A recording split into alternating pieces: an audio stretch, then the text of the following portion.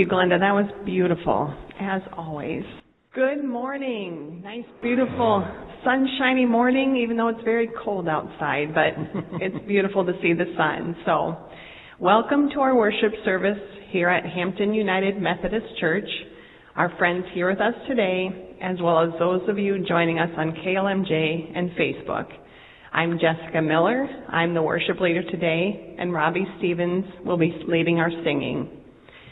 Announcements, there's fellowship downstairs following the service, and I think everybody that signed up for prayer partners, I think all the names are out of the bucket. So if you haven't picked up a Lenten devotional yet, make sure you do. And if you can't find one, there might be some there. But if you can't find one, let me know and I can make copies and get it to you. God is good. All the time. All the time. God is good. Please join me in the call to worship. Children of God, when you are surrounded on every side by shadows that frighten and voices that deride and confuse, what do you say? God is our light and our salvation. Whom shall we fear? When threats bombard you from every corner, stealing the security and peace you long for, what do you say? God is the stronghold of our lives. Of whom shall we be afraid? When anxiety and loneliness overwhelm and you do not know who or what to trust anymore, what do you say? Wait for the Lord. Be strong. And let your heart take courage. Wait for the Lord. Because God knows our suffering, God makes a home among us, welcoming us to come home to God and one another. Come, let us worship God, who hides us in the day of trouble and conceals us together under the cover of the tent of love. Let's join our voices together in singing our first hymn, number 577. Please stand if you are able.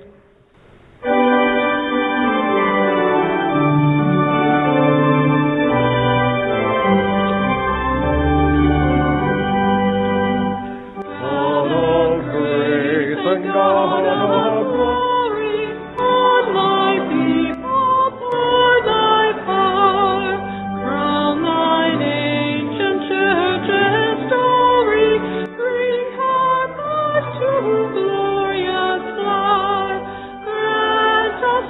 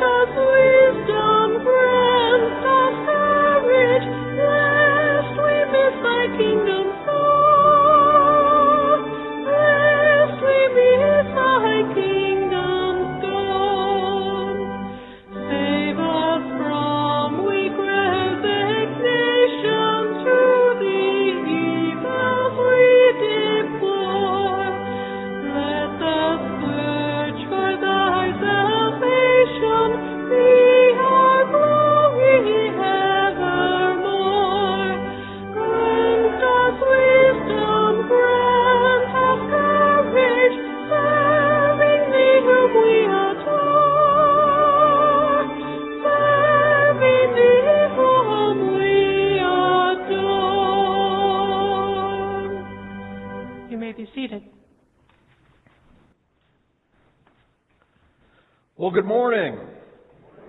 Our Old Testament lesson this morning is from Psalms 25, verses 1 through 5. The Lord is my light and my salvation. Whom shall I fear? The Lord is the stronghold of my life. Of whom shall I be afraid? When evildoers assail me and devour my flesh, my adversaries and foes, they shall stumble and fall. Though an army encamps around me, against me, my heart shall not fear. Though war rise up against me, yet I will be confident. One thing I asked of the Lord, and this I seek, to live in the house of the Lord all the days of my life, and to behold the beauty of the Lord, and to inquire in His temple. For He will hide me in His shelter in the day of my trouble. He will conceal me under the cover of His tent. He will set me high on a rock. We join together in our responsive reading. Loving God, we pray for those in our community who are bombarded with troubles, surrounded on all sides by threats to their well-being, their livelihood, and their thriving. God, be their shelter in the time of storm. Jesus is a rock in a weary land, a shelter in the time of storm. We pray for those in our community who long for peace, those who are burned out, shut out, ready to hide out, because it all feels like too much. God, be their shelter in the time of storm. Jesus is a rock in a weary land. My Jesus is a rock in a weary land, a shelter in the time of storm. We pray for those in our world who can't remember what safety looks like, feels like, who after years of violence and unrest cannot imagine what a day, a week, a year without fighting would feel like. God, be their shelter in the time of storm. Jesus is a rock in a weary land, a shelter in the time of storm. God, teach us to be your sanctuary in the world. Give us the courage to make peace, extend care, and provide for the thriving of all who wonder how they will even survive. Help us be their shelter in the time of storm. Jesus is a rock in a weary land, a shelter in the time of storm. Let's sing number 361, Rock of Ages, Cleft for Me.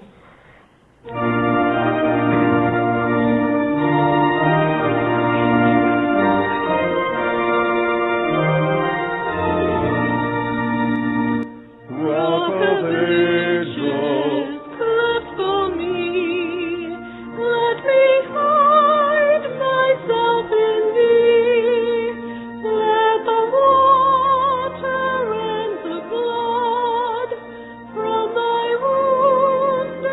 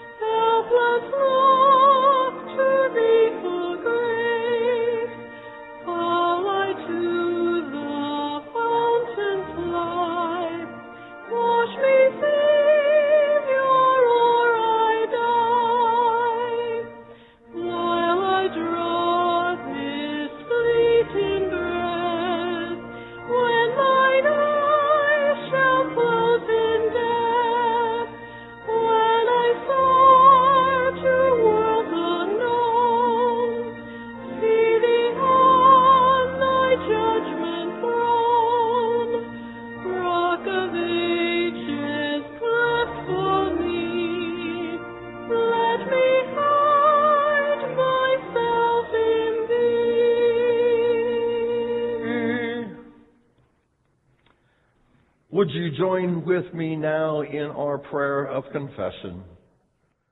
We live in the shadow of peace, O God, but too often we face the shadow and not the light. We pray for peace today because we know we are not a whole people without it. Forgive us and our warring madness, our abuse of power, and our disregard of the rights of others. Lift from us the burden of the need always to be in control. Teach us the ways of mutual love for all people. Help us to give peace a chance. Amen. Please stand if you are able for the gospel reading, Luke 13, verses 31 through 35. At that very hour, some Pharisees came and said to him, "Get away from here, for Herod wants to kill you." He said to them, "Go and tell that fox for me, 'Listen, I am casting out demons and performing cures today and tomorrow, and on the third day I finish my work. Yet today, tomorrow, and the next day I must be on my way, because it is impossible for a prophet to be killed outside of Jerusalem. Jerusalem, Jerusalem, the city that kills the prophets and stones those who are sent to it. How often have I desired to gather your children together, as a hen gathers her brood under her wings, and you were not willing. See, your house is left to you, and I tell you, you will not see me until the time comes when you say, 'Blessed is the one who comes in the name of the Lord.'" This is God's word for God's people. Amen. Well, good morning. The sermon title, "Bless This House, O Lord, we pray." Some of you might recognize that as a song as well. A song that is very fitting for prayer. I wonder how many times you've all ever had to move. It's kind of nice to stay in one place for as long as you can. They say that the average person moves about once every 7 years. That's a lot of work. Can you imagine how it was back in the very beginning, back in the book of Genesis, when Abram looked to the sky, addressing God, and said, "Bless me, bless my house, bless my family, bless our land and our people here." And you wonder what Abram thought when suddenly he heard a voice that spoke. "Do not be afraid, Abram, for I am your shield. Your reward shall be great." And he believed the Lord, and the Lord reckoned it to him as righteous. And then the Lord gave him the bad news. "Pack up, you're moving." I'm waiting for annual conference just to see how many pastors will say, "Yeah, we got to go home and pack up because we are moving." I'm hoping I'm not one of those. But when the Lord speaks, well, at least Abram listened. God made a covenant with him. "To you, to your house, to your descendants, I will give you a new home, new land, and peace will be with you." To one of his descendants, ancestors, genealogy, fruit of the womb, we turn to Psalms 27, Psalms of David. And we hear from David an individual song of trust, an expression of assurance, a thank you for grace. The Lord is my light and my salvation. Whom shall I fear? This was David's claim. I sometimes wonder why I'm so shy. Maybe you're a little shy. When we could stand, we could even sing, the Lord is my light and my salvation. Whom shall I fear? I get to that last line of that song when it's supposed to have all those nice little notes, and I find my voice wavering, almost as if it's a challenge. Of whom shall I be afraid? That God gives us that assurance that we can stand up, that we can face the world, that God is with us and He is for us. We could invite Him to be here this morning. I really think that He is everywhere. But I don't think it's enough that we invite Him here. I think we should invite Him even into our homes. I've shared with many a plaque that I have in my house that says, the Lord is the head of this house, the unseen host at every meal, the unseen listener to every conversation. It's a plaque on the wall that reminds me and those who come to our house, to my house, that it's not just my house. I can say this here in church because, what is the line? My castle is your castle. I live in a parsonage. It's your house. Thanks for providing it for me to use while I'm here. But again, David reminds us that it's not just this house that we need to be concerned of. David says, one thing I asked of the Lord, this I seek, to live in the house of the Lord all the days of my life, and to behold the beauty of the Lord and to inquire in His temple. For He will hide me in His shelter in the day of trouble. He will conceal me under the cover of His tent. He will set me high upon a rock. Or His house. The temple or the parsonage?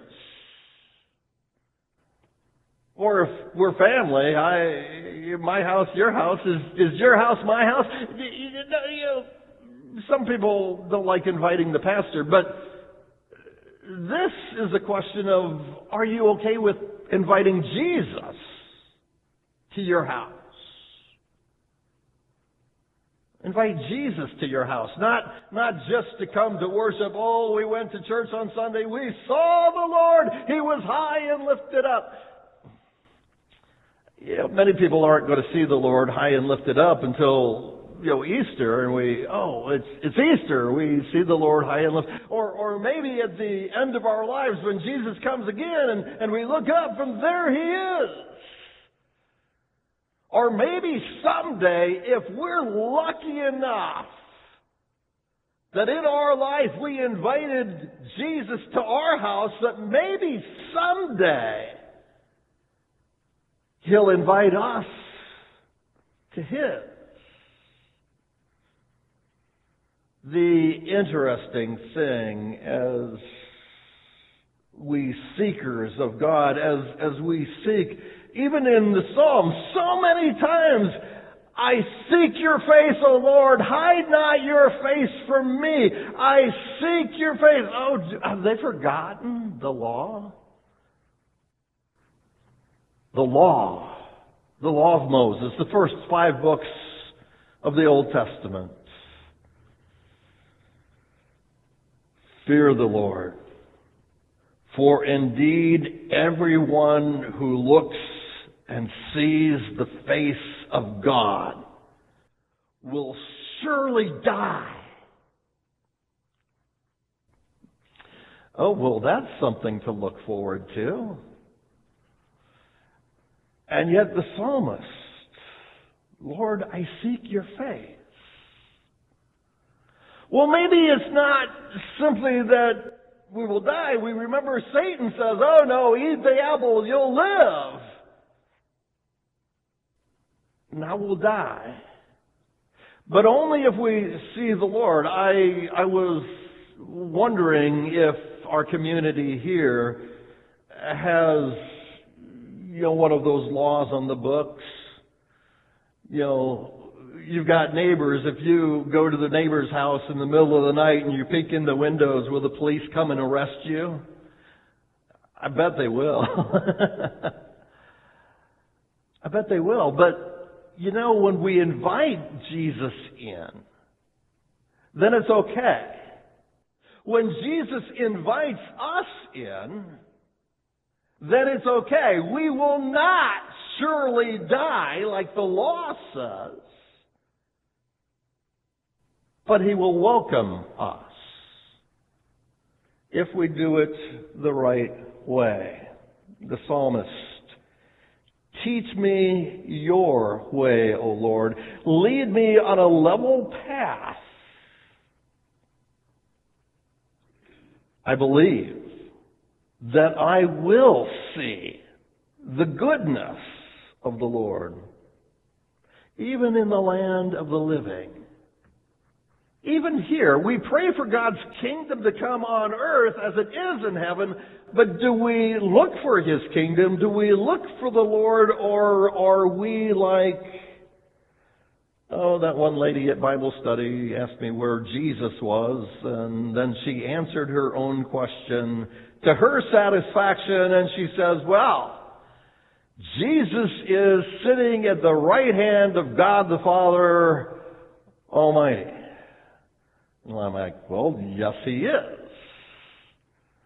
But Jesus is flesh and spirit. And so in the flesh, He may be sitting there, but in the spirit, He may be dwelling here because I invited Him. When I was a little child in Sunday school, come into my heart, Lord Jesus, come into stay. Are you telling me that's not true? That that's not what God does?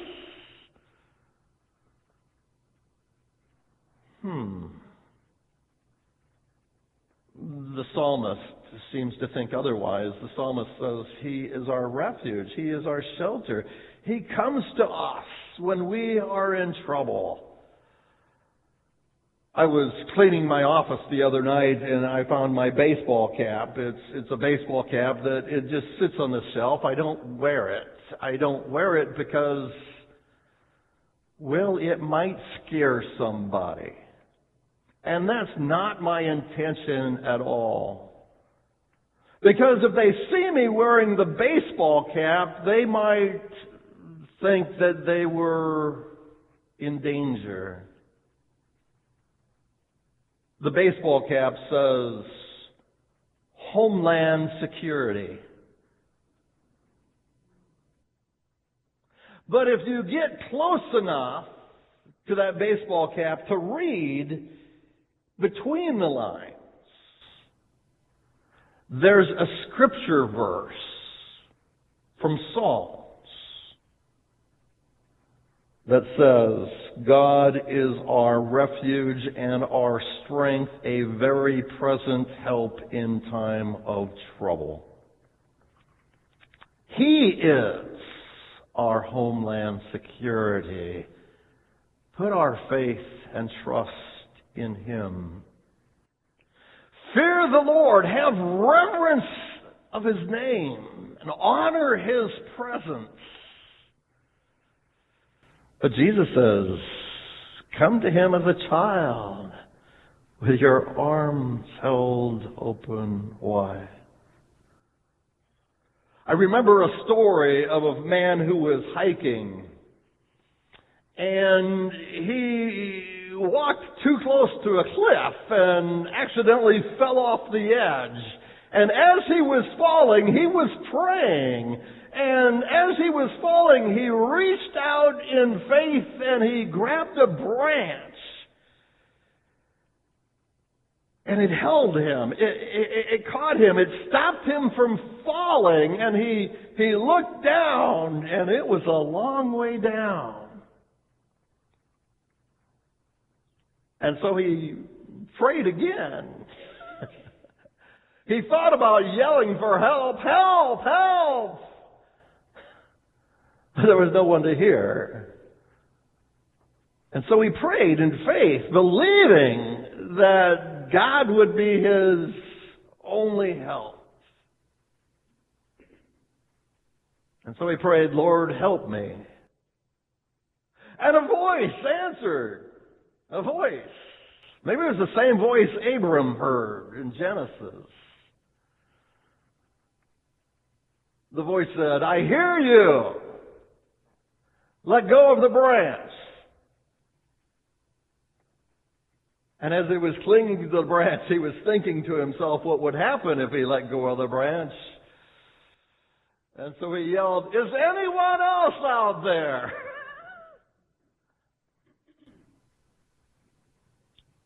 Why are we looking for someone else? We walk by faith and not by sight. We're not going to put God to a foolish test, but we're not going to doubt what He says He can do. I visited a lady who was on hospice. She didn't have much time to live, and she said, Pastor, I hurt so much I can't pray. And I said, I've got a poster for you. I went home and got it. It was simply 2 words. 2 words. Well, it was a picture of a cat who had climbed a tree and started out on a branch and slipped and fell and was grabbing just 2 paws, the claws, on a branch.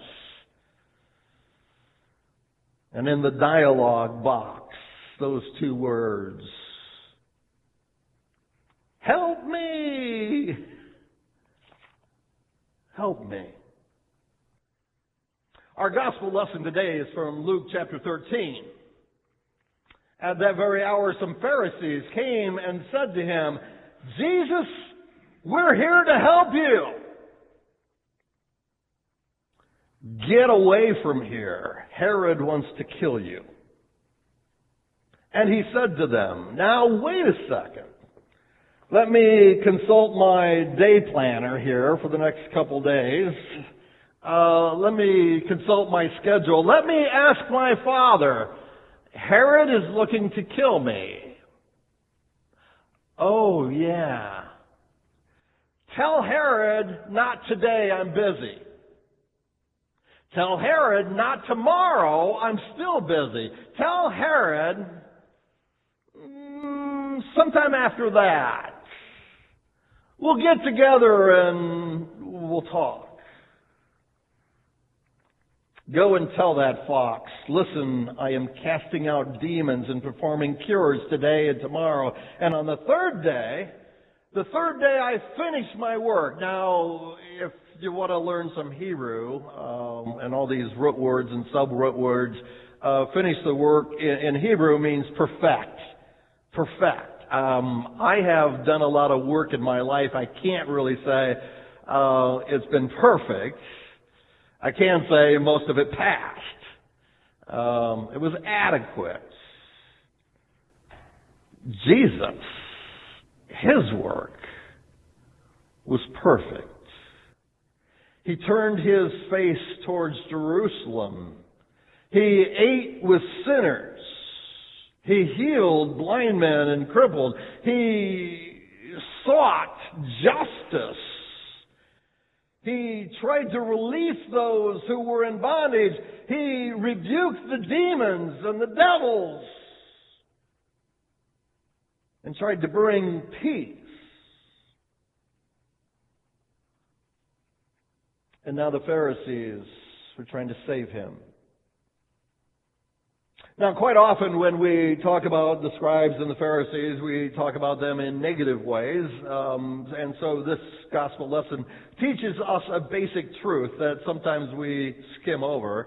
Wait a minute. Are there any Pharisees here today? I know there are, because sometimes we're judgmental and sometimes we're rigid and law-abiding. Jesus kind of agrees with the Pharisees on a few counts. Pharisees believe in the importance of the law, the written and the oral law. So at least Jesus agrees with them on half a point or 1 point, however you would interpret that. And Jesus would agree with the Pharisees because they believe in the afterlife, they believe in the resurrection. And Jesus would believe, if you want a 3-point sermon, one more, Jesus and the Pharisees, they both believe that the Scriptures say that God the Father will send forth a Messiah, an anointed one. The Pharisees believed this. And yet, as Jesus looked at the Pharisees, he sent them a message for Herod. And then he paused. And he looked at them. And maybe he was thinking about Abram and David and all the generations and the house that God had built and the promises that God had given them. And now Jesus looked at them with lamentation, with tears maybe, a little drama, if you please. Jerusalem, Jerusalem, the city, the house that kills the prophets and stones those who are sent to him. How often I have desired to gather your children together as a hen gathers her brood under her wings, and you were not willing. I gave you a house. I gave you my blessing. Have you invited me in? Have you recognized who I am? I told you, but you were not willing. You did not listen. We're reading from the Gospel of Luke, but in the Gospel of Matthew, there's a little bit more drama. In the Gospel of Matthew, it shows Jesus going into his Father's house. No, it doesn't say that. Like Matthew, Jesus goes to the temple. He walks in with the disciples. He doesn't say anything. He looks around. And then in the next 3 verses, it explains, in the narration portion of the gospel, it's not written in red or anything. It's the narration. It explains what he does next with the disciples as they're going out to pray, as they're leaving the temple. But I'll summarize with just 2 words. He looked around and he left. He left. Both Matthew and Luke. See, your house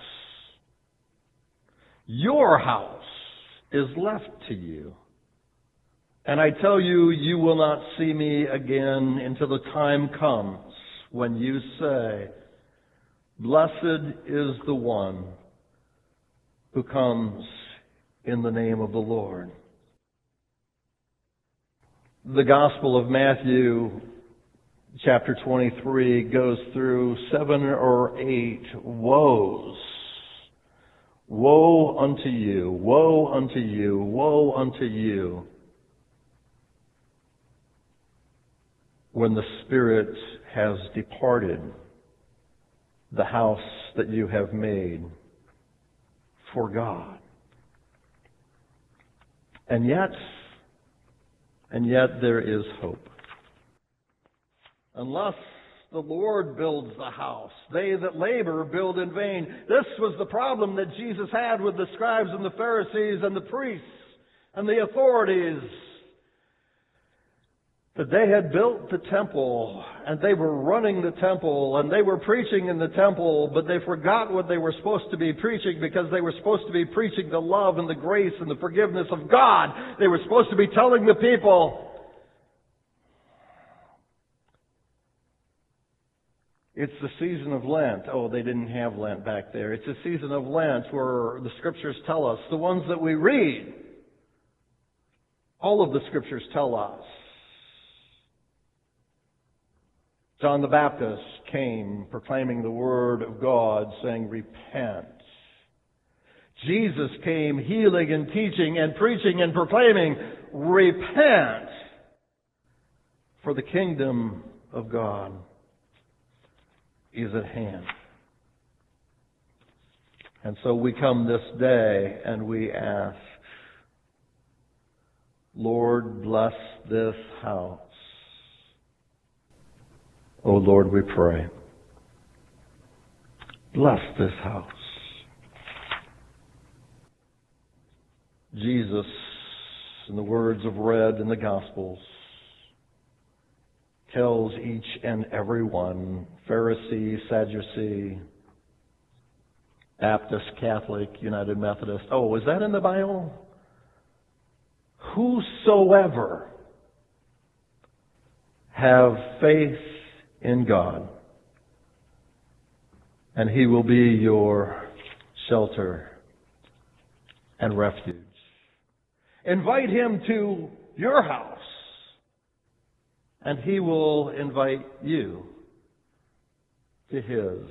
The Apostle Paul in Philippians chapter 3. Brothers and sisters, join now in imitating me. Observe those who live according to the example that you have in us. For indeed, many live as enemies of the cross of Christ. I have often told you of them, and now I tell you even in tears. Their end is destruction. Their God is the belly. Their glory is their shame. Their minds are set on earthly things. But if you want to go to a good home show, let me tell you, our home, our citizenship is in heaven, and it is from there that we are expecting a Savior, the Lord Jesus Christ. And we're not here to play church. We're here to be transformed. We're here to be converted. We're here to live good and holy lives. We're here to see Jesus because only He can transform our lives, our hearts, our homes. Transform the body of our humiliation, that it might be conformed to the body of His glory. That by the power that also enables Him to make all things subject to Himself. Therefore, my brothers and sisters, whom I love and long for, my joy and my crown, stand firm in the Lord in this way. My beloved, have faith in God. I ask you now to choose. To choose whether it's just words, it's just a wish, or if we have heard the voice, the Word of God, and if we now are ready to stand and sing and proclaim our faith to one another and to the world. I'm standing up. I invite you. Stand up and sing.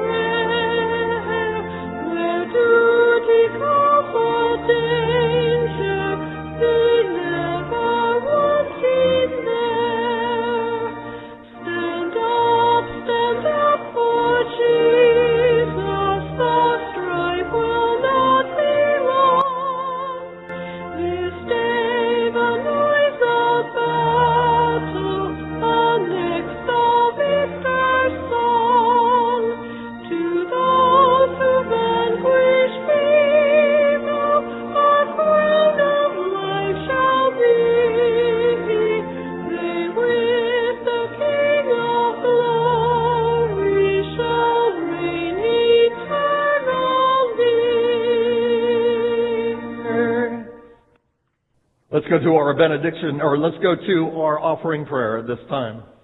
Loving God, our shelter and hope, as we walk through this holy season, we come to you with hearts open to your grace. In our giving, may we reflect the love that sustains us, and may we lift one another up in times of need and vulnerability. Use these offerings to bring comfort to the weary and hope to the brokenhearted, just as you draw near to us in our struggles. Strengthen us to be a source of light and love in this world, reflecting your compassion in all that we do. For indeed, Jesus is our light and our salvation. May he continue to lead us in life and, more importantly, in prayer. Our Father, who art in heaven, hallowed be thy name. Thy kingdom come, thy will be done, on earth as it is in heaven. Give us this day our daily bread, and forgive us our trespasses, as we forgive those who trespass against us. And lead us not into temptation, but deliver us from evil. For thine is the kingdom, and the power, and the glory forever. Amen. Go now in the blessing of God, who conceals you, who holds you in the tent of God's love, in the palm of his hand, that you might invite, that you might hold, to bring others to come home and welcome them to the God who is love. And all God's children said, Amen. Let's close our time together as we sing the second verse of number 580, Lead On, O King Eternal.